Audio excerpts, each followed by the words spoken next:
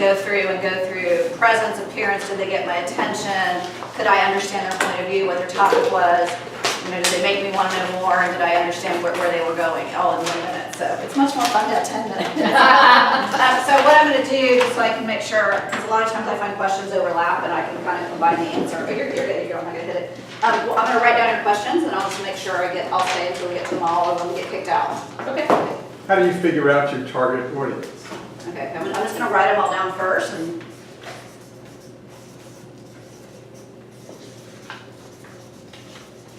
okay. I also put the speech memorization on. Yeah. What's your Big time. point on that? Point of view on that? Okay, what else? Okay, we'll just start there and we'll go from there. Target audience. Target audience comes from a couple of things. When you are speaking, you're speaking to what you know, who you are, what you've studied. I joked at NSA the other day that when I was at a Toastmasters meeting, and the question of the day or whatever, and if anybody's in here Toastmasters, I'm sorry, I'm not trying to offend you, because this was really bad, was, well, what do you do when you get asked to speak on a topic you know nothing about? What was the first thing everybody said? Don't do it! Oh. I went, Google it. They were like, you Google it. Now, if you're in corporate and your boss says, I need you to do this, that's a different story. But you don't speak on it. Right? So again, what is your knowledge? What is your experience? What gives you the right to do what you do? That's the way I was trained. Again, it's that piece I said about establish your credibility. Tell us why there's 3 things that I learned. I didn't know how or why you learned them. Right? And it doesn't have to be long and drawn out. It could be, man, I messed up left, right, and center in high school thinking I was doing everything right, kind of a thing. And there's 3 things I learned. Like, it doesn't have to be long. But so target is what is the problem you solve, and who has that problem? Will they pay for your services? So as a motivational keynote to high schoolers, again, do they have a budget? Can they continue your budget with what you want? Where do you take it from there? Do you then have a book that you want the school to buy, kind of thing, in which case you would kind of seed that a little bit in your talk. But it's about I learned very quickly, I worked much better with adults, and I was really good at figuring people out. I was really good at taking people and going, well, this is hard for you because you actually don't think this way. And so you're working against yourself and teaching them how to work the way they worked best. And then I found those people, and it's who do you enjoy to work with? But a lot of it comes down to what's the problem you solve, and is there a need for that in the market? So many times we want to tell our story because it's our story.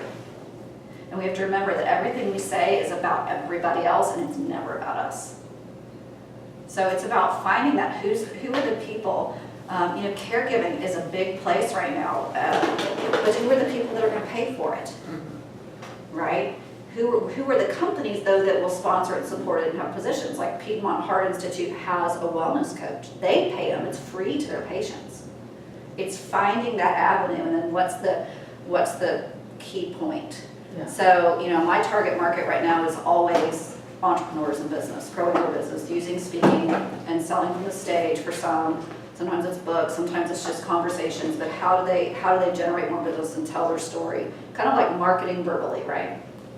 That has grown into speaking skills, presentation skills for a lot of women in corporate, or women rising up in corporate to help them hold a room, right? But my target market came from what is the experience I have, what's the problem I know I can solve, that I have the experience, the research, all that in, that I can hold my own around, who has that problem, and can they pay me? And that's one of the biggest challenges I see is, can they pay me? We tend to choose things that we love and we want to be a service or whatever, but it's not a market that can pay us, right? And remember, when people are bringing you in, if they're bringing you in even as a wellness coach, it's because you're saving the company time and money. And you have to remember, that's their bottom line. A happy, healthy employee takes less time off. A happy employee doesn't quit. We all know training and onboarding is very expensive. Turnover's high. All that stuff comes down to the association, to the corporate, to the CEO, is time and money, right? Before you go into the memorization. So when you said about being an expert, this trips me up a lot, because I've had people tell me, you're not a coach or whatever. So you're saying you can draw on expertise. Coaches aren't experts. Coaches are people that took a course and hung a shingle on a wall. And I say that respectfully because I am a coach, and I've been Yeah. in this world since 2002. Right. So, But so Sherry, how long have you been talking about what you do? I've known Sherry a while. 25 years. Yeah, you're an expert. Yeah. You can say for 25 years I've worked with people to improve their health and sleep their way to the top. Yep. Right? Yeah, that's right. That's how you do it. So it's I heard what you said. It was like, oh, pay attention to this. That it's my experience of something. It doesn't have to be certification. Because Right. I still have that little voice that I've had people say, that. You know what, I'll be real honest with you, I'm not a member of ICF anymore. I have been asked twice in, what's going on, 16 years? If I'm a member. Yeah. And it's from people wanting me to mentor them that you have to have a certain level. And when I spoke at a conference and the conference never sent me my stuff to prove it, guess who was the first people to say, sorry, you can't be a member? Nobody asks me that. Nobody asks me that. I've spoken at national conferences on mental health. I'm one of the only non-PhDs in the room. Wow. Because I know how to present a topic, I did the research, I did the work, and because I can present it in a way that people understand it. Awesome. You know. And I tell you up front, I'm not a neuroscientist. I don't want to be. I'm not a licensed counselor by choice. I don't want to be. I like this way better. I like speaking and doing my training and leaving and not having people come in, right? So no, you don't have to. What's hard is if we're in a room and there's a couple of people talking about health and you've got somebody with 25 years of experience. Well, I'll give you my best example. I was in a room at a coaching conference and these two women were sitting next to me, younger than me probably by,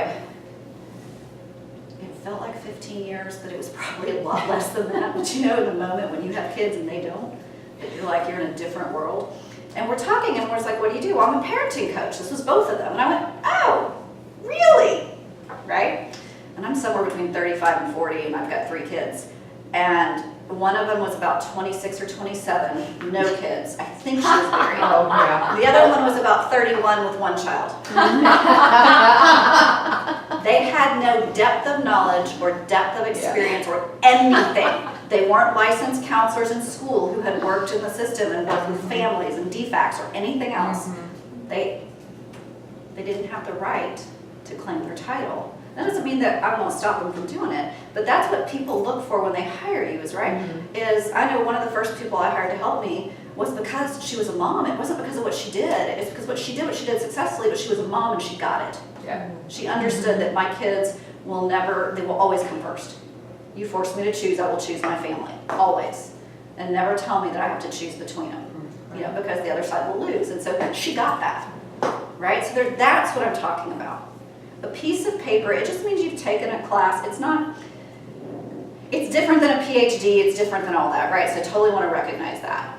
But it's not, I think as coaches, we get very caught up in what gives us the right, and it's this piece of paper, and it's not the piece of paper. The piece of paper makes us feel good because we know we're ethical. We know we've kind of gone through the right things and all that kind of stuff. But it's not what made you, it might have helped your skill set possibly, but it's not what made you good. I mean, in your industry, people don't last a long time. You've lasted a long time. You do very well, right? And on top of that, you have a different perspective because you've had a side business. So you get things in a different way. You get market, like I'm saying, that all comes into play. Right? So that's what you're talking about as far as when you want to bring in a story and why should someone listen to you right from the beginning, is that you have to make that statement. Yeah, it's not because you have a bunch of letters by your name. Yeah. It's not because you have a bunch of letters by your name. Someone's going to say to me, what do those letters mean anyway? And I'm like, oh my gosh, I forget. Sometimes I got to think about it. Or I mess it up. But if you are going to an academic center, those letters are important. Right. If you're going to a bunch of linear analytical thinkers, some of that's important. Yeah. But not all that. I don't care how analytical they are, they still want a story. Yep. Okay, You know. Okay, anything else on target market? I don't know if this is more personal. My topic, I speak on stress. Like everybody has stress. Like how can I narrow it down to a target market besides everybody? So I speak on productivity and performance, and it comes down to follow through and procrastination. I could talk to everybody. Everybody won't pay me to talk to them about that. Everybody has stress, but have one place you go. So there's an old book that I always talk about. It's Finding Perfect Customers. And the premise of the book is that you are a lighthouse. You are known for one thing, to the ships that are the right ships to see you to come into that port. It's not for every ship to come into. And you were right there. If you were running over to kids and running over to here and running over to here, the lights move constantly and your ships crash. Does that make sense? They have a great, it's still online, you can read their stuff online and you don't even need the book, but it's a great book. So it's the same idea. You get known for a specific audience that pays you. Stress is a huge issue in our life. It's a huge issue in corporate. That would be a great place to go because the challenge with kids is you have to watch your legalities with kids. You have to make sure none of it sounds like medical advice, right? You have to be really careful with kids. If you're a licensed counselor or something like that, you can get away with so much more when you're talking to kids. So, and kids aren't going to pay you, right? I think Angela and Dennis do a lot of this. They do it in corporate. It's where can you go in and make the difference, and then it's okay. Well, is it all corporate? Is it corporate?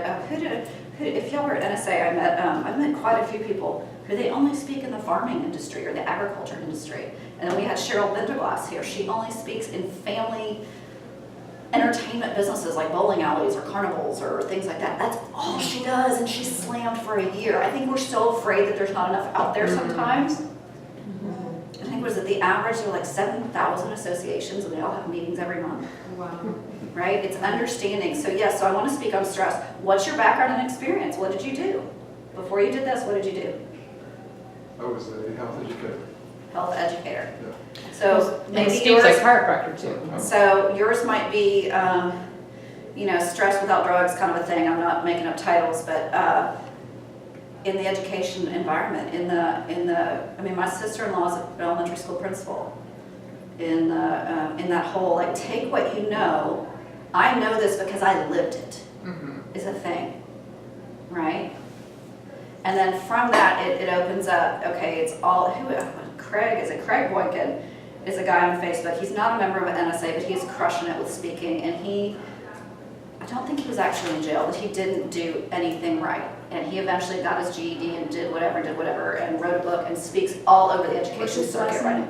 Boykin, B-O-Y-K-I-N, or B-O-Y-N-K-I-N, speaks all over to education places now on his story and how he came through it. Education has a market, has a huge market. And what you have to remember is when you're talking to people, it's not do you have a speaker budget, it's do you have an education budget? Do you have a resource budget?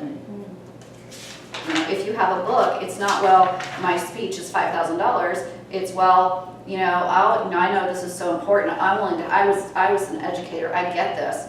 And if I'll do it for this, if we get everyone in the room a book. And you do the books just a little bit above wholesale, so you're making a little bit, but it's a cut for that. Like they're getting it, if your book sells for 20, it's 12 or something like that. So that they have line items. And sometimes the people booking they're not necessarily event planners, hosts or anything. They're just like, oh, so-and-so, you know, we need to find a speaker, go fill this thing. They're not thinking of it from a professional level like what we're training to be. So sometimes we have to educate them on where they can find money in the budget. Another great tip is find a sponsor, right? So if you're in a market that kind of tries to tell you, I don't have any money, it's, you know, well, what, you know, get a sponsor, have a sponsor sponsor my fee. You know, sponsor, it might be a sporting thing, it might be a food vendor, it might be something that comes in for the school, it might be something, I don't know, beneficial to the staff. But you know, there's a lot of stress and turnover in upper level in education in terms of management, all that kind of stuff. So, Good. and then you've got HR people who are kind of teachers and trainers in corporate too. So while they're helping everybody else, who's helping them? Okay, anything else? Am I boring you? No, No, not at all. He's sleeping on me over I here. want you to do the Okay, next. so memorizing. Here's the thing. How many of you know a prayer or whatever you call it in your world from growing up? Oh, yeah. How did you learn it? I have no idea. Repetition? Repetition. Music. Music, repetition. Along with music comes movement. Anything you do cross-body movement helps get in your memory faster, makes all sides of the brain fire. When you learn to speak first by listening and hearing. You did not learn by writing. Okay, that's where how your brain thinks. This is kind of the other thing I speak on, right? How your brain takes in and processes information is what makes it easier for you. I always joke with people, I worked for Delta for years. To this day, I can evacuate an airplane in a heartbeat. I never once memorized, welcome aboard Delta Flight 797, nonstop service to Fort Lauderdale, da, da, da, da. I can do it because it's part of who I am. I have done it so much. And if I mess up, you guys would never know.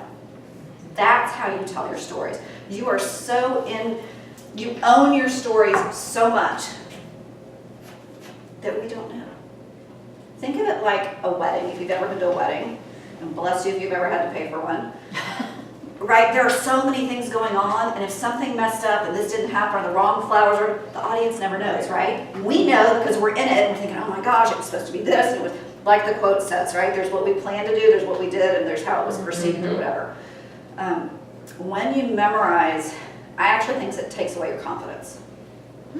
Now, from a speak to sell, if any of you are selling a product, there's a little difference in that when you make your offer, you want your offer rock solid. You cannot waver. And you want it, and like when people are making an offer, this is what I see. And I have to say, women are worse with this. They'll make an offer and they'll do this. Okay? Mentally, I just told you I'm not confident. Right? If I'm going to make an offer, so I have this great thing for you. Hands open, coming in. I've said it's great. You're like, well, I want a great thing and it's free, right? So it's a little different. So you want to be clear on that, because if you confuse an offer, if it's to work with you, it's to sign up for something free, a confused mind will always say no. Because it's the brain's job to protect you and keep you alive, nothing else. So the minute it can't be clear on something, it's like, oh, no, shutting down, we got to protect, right? So when you're doing, this is the way I do talks. And this is my own thing, this is not kind of what they taught me, this is the way I put it together. I said this the other day, I hate writing newsletters. And I hate writing articles, they just suck the life out of me. I can write a talk in about 5 minutes. And I am old school, old girl, you have an intro, you have your first point, you have your second point, you have your third point, and you have your close. Like you would write a paper, ironically, right? You have your tip, your thing, and then you have your 2 things to support it. If you're, or I guess that would be that would be an A. That would be, if you have a 1, you have to have a 2, right? 2 little things to support it. This is where I would put in a transition to your next point. 2 things to support it. That kind of a thing. The way I do this is your points. When you're newer, your points are what I call the body of your speech, right? There's your little skeleton, your little ribs, and all that. We won't go into detail too much. But it's the body of your talk. It's the part that doesn't change. It's what you are known for, right? If you hear somebody give a keynote, y'all, they're not changing it every time they talk. But what they can in terms of teaching points. And then what you do, so if you think of this as truly a skeleton, just a framework, your stories add the flesh, add the color, add the description, right? That's the way I kind of think of a talk. Is what are the points I want to make? What are my 3 things? No more than 3 to 5. And this is something I work on. I don't care if you have an hour. Unless someone's hired you to do a training, which is different. Brain can't handle more than that. You come up with your points. Your stories are what create it, make it come to life, make it from a skeleton. I always say they're what flesh it out. They are what makes it real. Does that make sense? As you keep doing this, and you keep looking for stories, you'll flip it. You'll go, here's the story, what's the point I want to make with it? The better you get, you'll start to be able to do that. And you may already be, I'm not saying you're not, but you'll just get to where, at first it's here's my talk, here's what I do, here's what I teach on or train, or here's what I'm selling, my training program, my coaching program, here's the 3 points I want to make, here's the best stories to support that for a universal audience. Meaning they might all be 40 to 60 females dealing with this, but some might, some not. How do I get those dealing with it, keep their attention? How do I hold the attention of those who aren't there yet? I have a story for each of them. You know, that's how you do it. You make it something that they can relate to of, like, you know, I watched so-and-so go through this, or we've seen it on TV, but man, now I walked into a room 10 times today, I didn't know what I was, like, again, you made it like, wow, how is this about, all of a sudden you were like, well, wow, this could be me too, right? That's what your stories do. Eventually you're going to experience something and go, wow, that could make a great story. You go, and here's where I can put it, instead of the other way around. So Kricket, what do you see with the new speakers? What's the biggest mistake? So my environment's different, so I want to just kind of acknowledge it. When I see people doing the speak to sell model, meaning I'm gonna speak to grow my business. Mhm. Old school, and this is what I said earlier, this is why I was asking about timing and where we were. Old school was establish your credibility first, and this is for you if and all that. The way I see things is if you have given me the stage, I walk up here, I am on. I'm actually not even gonna thank you. Mhm. You've already introduced me, I'm here to do a job. I have instant credibility. It's my job not to lose it, right?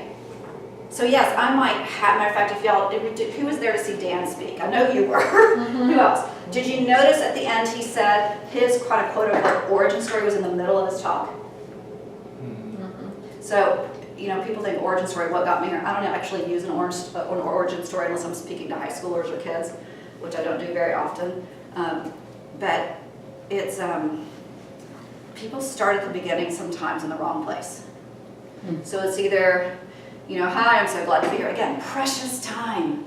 I watched someone I know and I love her dearly, and one time she had 10 minutes, first 6 minutes, she was proving who she was. Oh.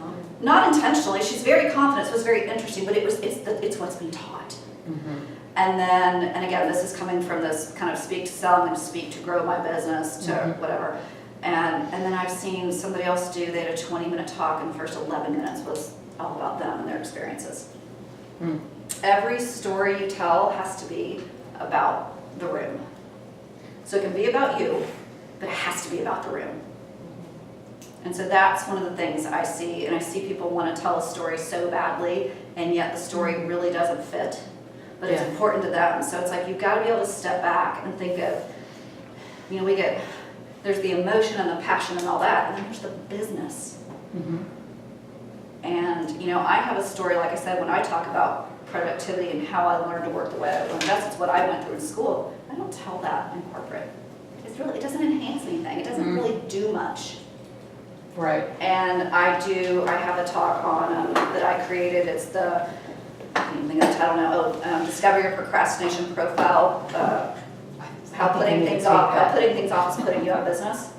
And it's something I totally created, but what I'm looking at next is how to take these principles and put them into an hour and 15-minute keynote and make them more universal. Right, so I've got kind of some what I call networking mini talks, right, 20, 30-minute talks. It's a workshop, I've done it as a workshop, I've done it as an online Zoom class for 4 weeks. But how do I take that and make it into that keynote that's universal, that I can have 3 points, but have a ton of stories, and ultimately it becomes about follow through and how and why people don't follow through, and it becomes about communication, which I can hit everywhere. I can talk about customer service, I can talk about sales, and these 5 things I'll make very clear. I learned this from Larry, so I want Larry to get full credit for this. Customer service, sales, leadership, I always get these backwards, responsibility and personal responsibility, and I'll come up with the next one. It's almost the same thing. But those are what people look for. And so I can take that procrastination, follow through, and all into any one of those markets. I can talk to sales about follow through. A lot of my clients that I've worked with over the years are in outside or direct sales, and they're great at sales, kind of to this point over here, but they're lousy at follow through. Right? I can talk to leaders about follow through. If you say, and don't do, and don't finish or go up with your people aren't going to trust you. Right. So I think it's getting clear on that too. The other biggest thing I see, and I'm in a Women's Speakers Association online, and there's still this thing, I speak about everything. And Lois Kramer, if y'all don't follow her, she is brilliant. And she is so incredibly generous with all her material. And she will often, we'd never met until NSA, but I'm always promoting her and supporting her. And her thing is always, especially for women, but is it paid? Are you getting paid? And as a bureau, association, or whatever, they don't want somebody who will speak on anything. Because again, it means you're a master at nothing. Right. They want that. Well, and expert. it doesn't have competency. They're thinking, okay, well, how do I have to pitch you too. So how do I do that? Yeah, I've turned down stuff. I've been on a lot of, what do they call them, telesummits or whatever in the olden days. And she reached out and I'm like, I help that market out now. I work with parents as a give back and I don't charge them. They call me, I spend an hour with them on the phone. But I don't do that. Yeah. So I don't, this time I'm like, I'm not really the right fit for you unless you're going in this direction. And I think sometimes people are so, there's this whole thing on do as many as you can for free to get the experience so that people will pay you. And then there's the whole, it's fine to do as many as you can, but do them in your wheelhouse. Yeah, yeah. Did you have something to share? Oh, I thought you were raising your hand. No, well, I was, so you're saying that the 5 things that Larry was saying, those are the areas where people will pay. That There's a people, market. so you want to go in, that you want to be able to take your message. You want to at least have 1 or 2 of those where your message works. So sales, customer service, management, Leadership, personal. sales, customer service, leadership, and it's, Personal. Personal responsibility. let's see, there's personal, I'll have to look them up. Remind me and I'll send it out. Personal, All right. they overlap is why I get them confused. Corporate culture? No, it's personal responsibility, and I don't remember the other, but they're very close, they're very similar, and so I always get the personal with the wrong word. It might be responsibility and personal development. So, but going back to memorizing, when you know your stories, nobody else knows. Nobody knows if you missed a line unless there's this huge disconnect. Nobody knows. It's like when Lou Heckler spoke and he was talking about the waiter story and all the enhancements he made to the waiter story. Nobody knows. They just want to be engaged. They want to not be bored and silly. It's entertaining, yeah. Right? And when you know your story, nobody will question it. Yeah. Nobody will question it. So it's when you know stories, you don't memorize your stories. Right. Yeah. Right? They're who you are, they're in you, they are part of you and inside you. And it's perfectly okay, especially years ago. Okay, wait, there was another point here. Wait, this is what I'm taking out. That's it right there. Lisa Ford, who's local, talks on customer service. And part of her talk is, her whole talk is when, and it's so funny because if you listen to her talk and you're from Atlanta, you can figure out where she lives. She does this whole talk on being in line at the dry cleaners at customer. I think her whole keynote is on this. And she does this piece where, and I'm out there and I've got the thing and she's doing this. Everybody goes, lip brush. Oh. She knew exactly what she was doing. Exactly. It's her story, but she acted like she forgot and brought the audience in, and she does it so naturally that everybody thinks they helped her out. Look at this video. Yeah. She forgets too, and we helped her out. And it's all planned. Excellent. Cricket, thank you so Thank you much. very much. It's been